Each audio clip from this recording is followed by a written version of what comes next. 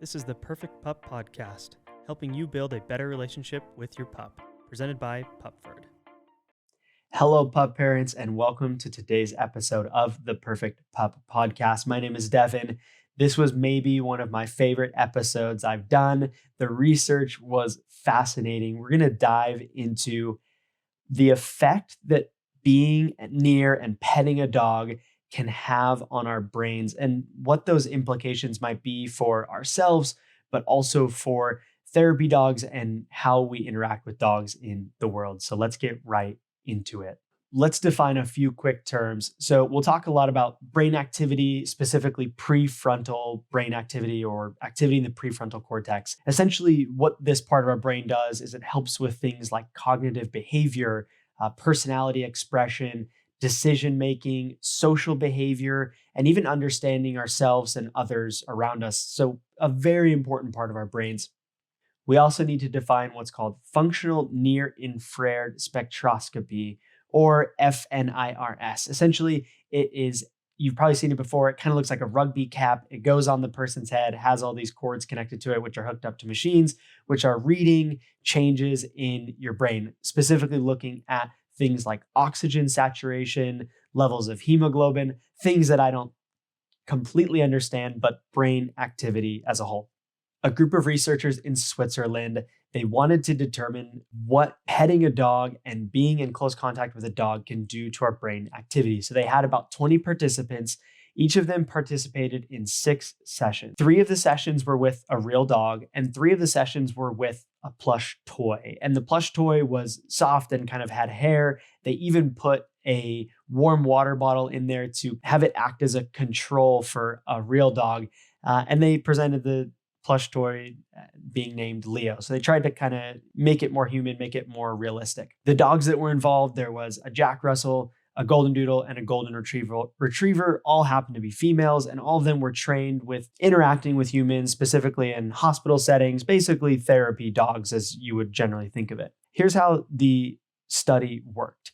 Each participant in these sessions, again, 6 total, 3 with a real dog, 3 with a plush toy. This is how it worked. They had 2 minutes of what was called neutral, which was just staring at a wall, no dog, nothing involved.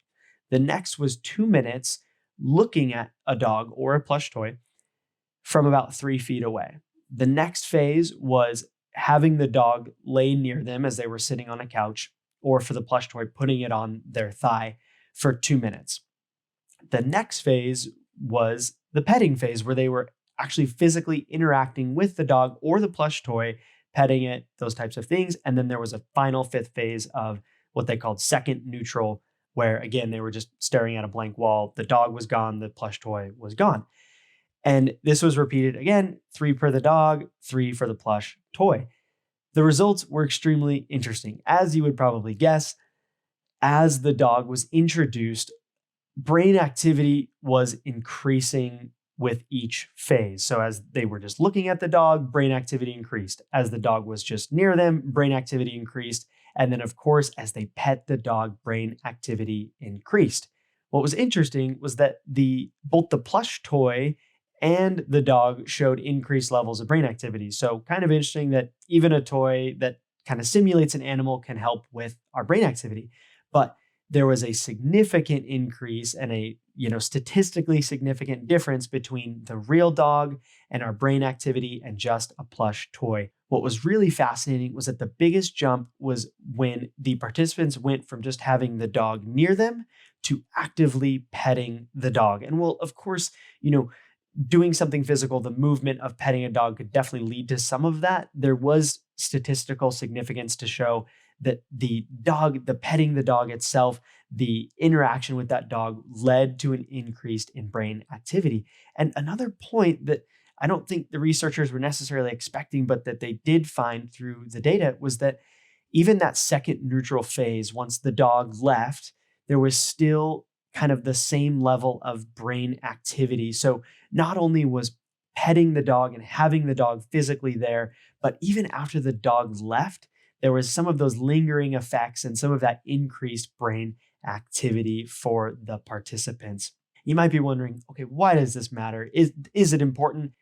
I think there are multiple applications, but one that's really important to think about is, as we are as a society starting to understand more and do more with things like therapy dogs and service dogs and bringing dogs into other parts of I guess humanity that we haven't in the past. It's good to have this actual evidence to show what we're doing is helpful versus, oh, I feel good or it seems nice.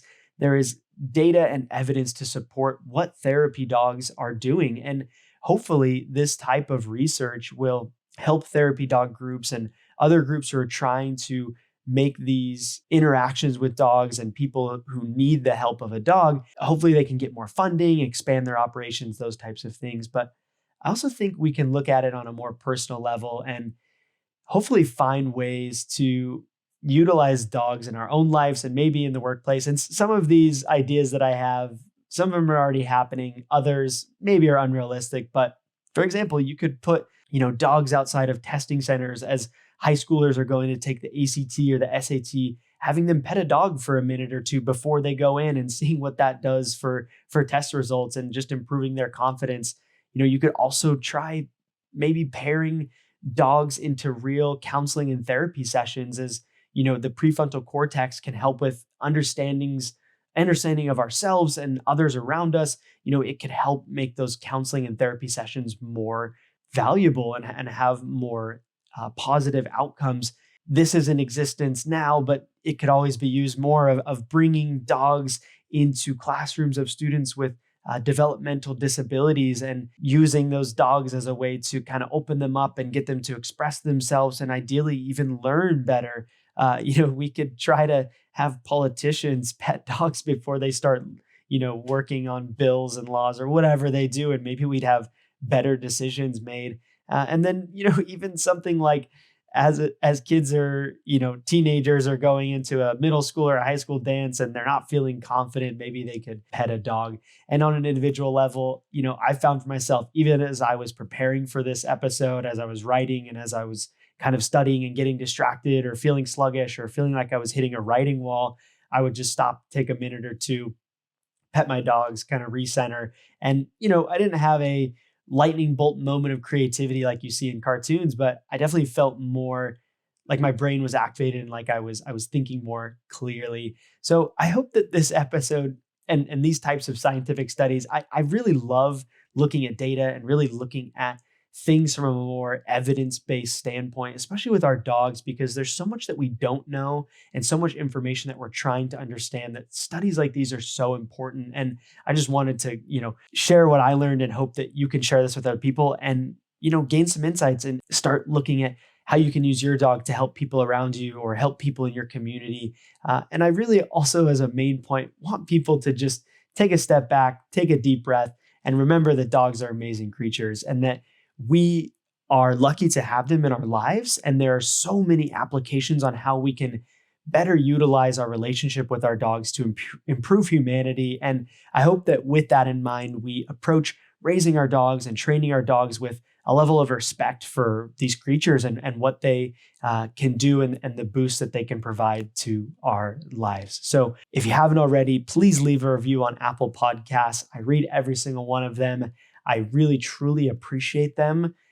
If you're on YouTube, subscribe, leave a comment. I try to reply to every single comment that we get on YouTube. But other than that, we will catch you on the next episode.